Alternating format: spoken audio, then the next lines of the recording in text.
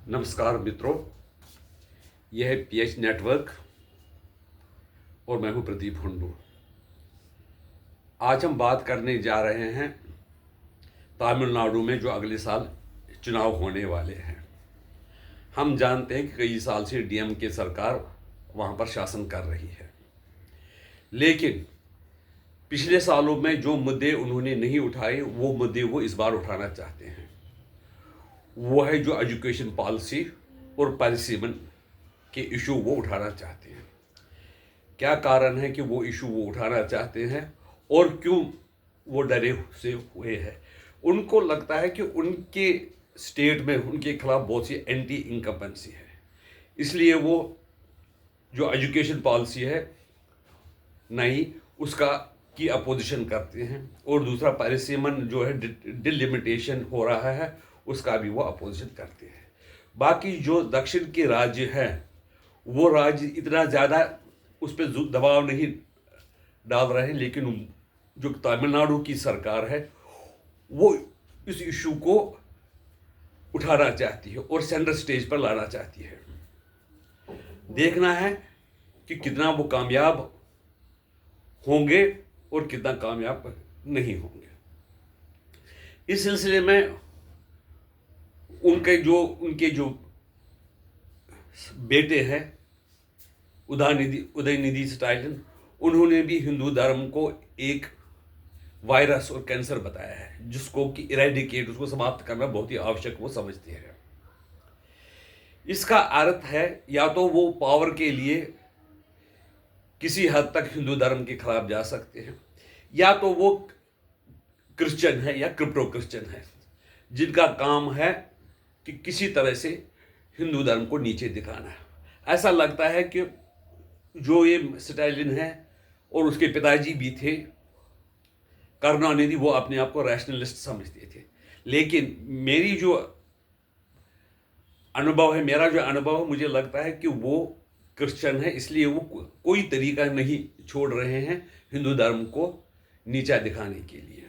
इस सिलसिले में वो कन्वर्सन भी करवा रहे हैं, जैसे जगमोहन रेड्डी जिनका नाम हिंदू नाम था लेकिन वो थे क्रिश्चियन, किस तरह से उन्होंने धार्मिक स्थानों पर क्रिश्चियन लोगों को लगा दिया था, किस तरह से वो क्रिश्चियन मिशनरी को सपोर्ट करते थे। अनड्यू सपोर्ट अगर करें वो ठीक है, अनड्यू सपोर्ट कर रहे थे। इसी तरह तमिलनाडु में भी वो जो हमारी वहाँ की सरकार है वो ऐसे इशू उठा रही है।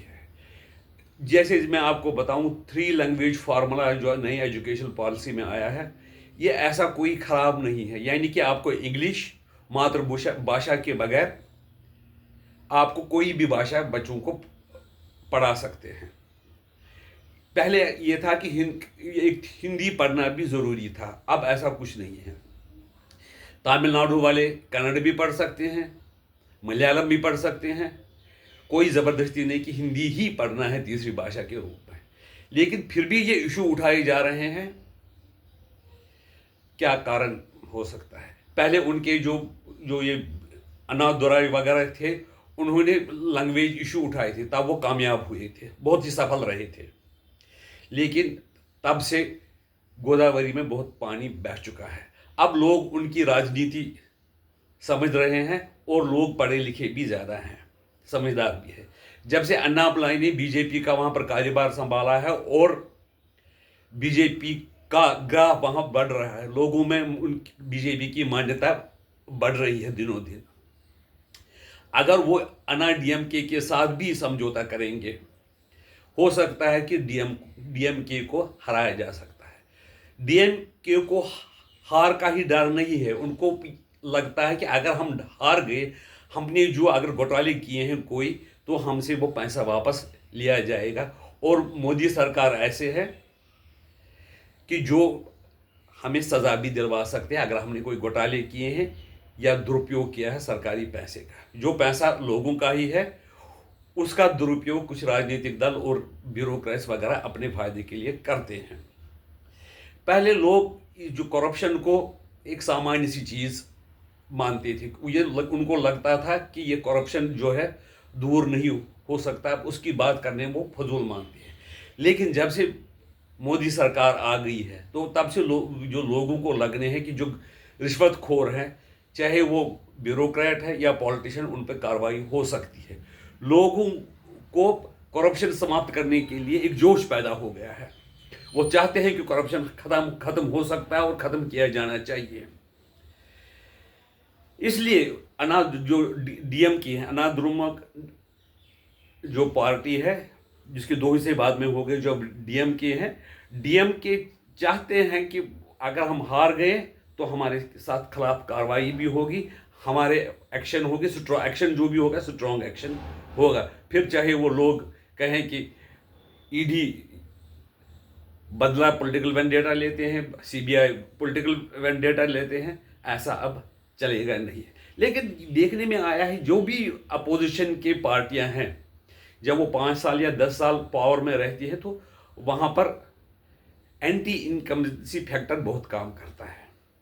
लेकिन जहाँ पर बीजेपी की सरकारें आई हैं, वहाँ पर तो जितना पावर में बीजेपी सरकारें रही हैं, वहाँ पर प्रो इनकम्बेंसी फैक्टर काम करता है। क्योंकि लोग, जो आम जनता है, जो समझदार है, जो ईश्वर का एक रूप है, वो समझते हैं कि ये जो है उनकी नियत और नीति बिल्कुल साफ है। इसलिए वहाँ पर ज़्यादा प्रो इनकम्बेंसी फैक्टर काम करता है। चाहे परिसीमन का मामला हो या लैंग्वेज फार्मूला हो, लोग जहाँ से में नहीं आएंगे। अब लगता है कि डीएम के इस बार हार ही जाएगी और उनके जो कुकर्मों का उनको हिसाब देना पड़ेगा। आपकी राय इस बारे में क्या है, हमें बता दीजिए। और हमारा आपसे दोबारा निवेदन है कि हमारे चैनल को सब्सक्राइब कीजिए, लाइक कीजिए और शेयर कीजिए। नमस्कार।